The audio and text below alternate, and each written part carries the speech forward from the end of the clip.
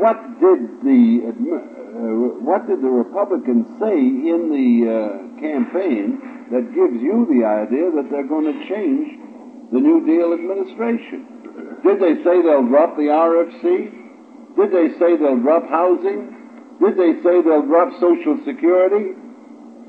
What was said by the Republican Party that would give you the idea that it was going to upset the New Deal apple cart? I can't remember. I wrote an article on that thing. And I want to know if there's going to be a change. There ain't going to be no change that I can see. The name of the party doesn't make a particle of difference. When the Conservatives replaced the labor rights in England, did you see any difference? And you won't see any different now that Mr. Eisenhower has replaced Mr. Truman. Oh, they'll throw out a few of the card-carrying communists from the State Department. They'll catch a couple of Internal Revenue Bureau crooks and clean it up while it's quiet. Everybody will be decent for a few weeks. There'll be a few changes here and there, but you ain't going to see any radical change. Why? Because the people don't want to change. There aren't enough groups like this group studying natural law and economics, and who understand it and who can go out and speak it. You don't have any writers in our field. You know I have to scratch to get articles that are suitable for human events every week. And the freemen, with whom I'm very close, tell me that they got to go to ex-socialists to be able to get writers. You don't have enough people on our side who are, because first of all, your colleges have been turning out socialists for 25 years. And why have they been turning out socialists? Not only because they taught socialism, because unless you were a good socialist, you couldn't get a job even in industry. You're certainly not in Washington.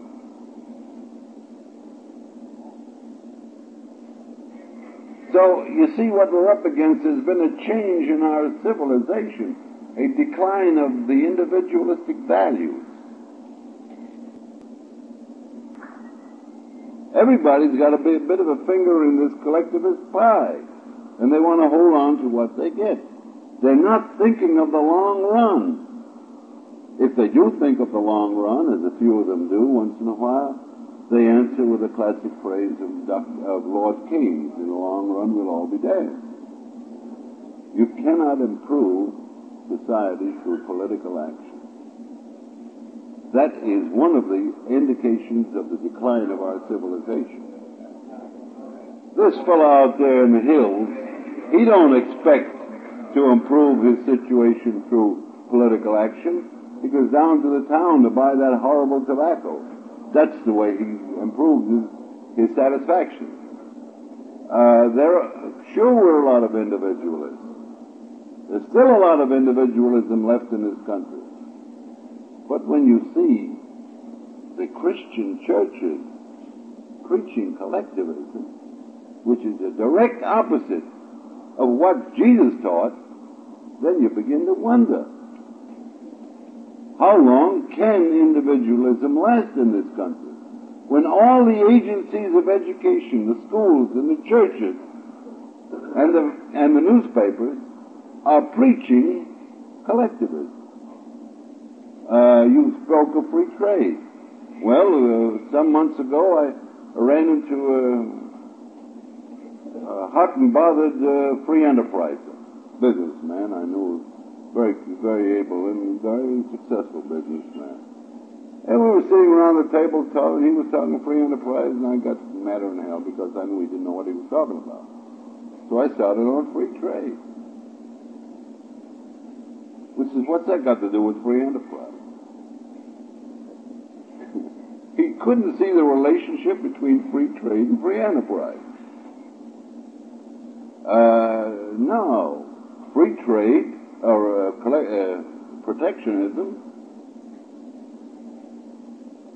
is the collectivism that I'm afraid of. It's part of it. It's the mercantilism of the 18th century all over again.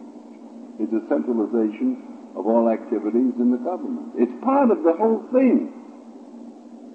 That's what I'm afraid of. There's so many. All you did is pointed out one adjustment we have made to the idea of the state. The idea of that the individual doesn't count, it's the collectivity that counts. But there's 1,000 of them. I would abolish the ICC. There's an outfit in Washington. Came to me one time, a fellow down there with some organization of railroads. He wrote me a speech. Well, I gave him my price and I wrote him a speech.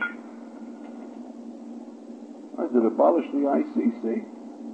I said, where do you talk? He said, tariff club. You know, he goes around the country just talking to the tariff club. He looked at that speech and said, my God, he said, never thought of that. I said, sure, abolish the ICC, and then you can talk to these fellas, these tariff men. They want cheaper rates and better service. Tell them you can't do it because you're hamstrung with laws.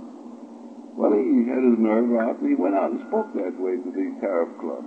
They were complaining that the railroads don't give them the service. He came back and he told me, he said, I asked him about the reaction. He said, the funniest thing, they were all in favor of the ICC regulating the railroads. But when I asked them in a Q&A period, how about regulating your business, they weren't for it.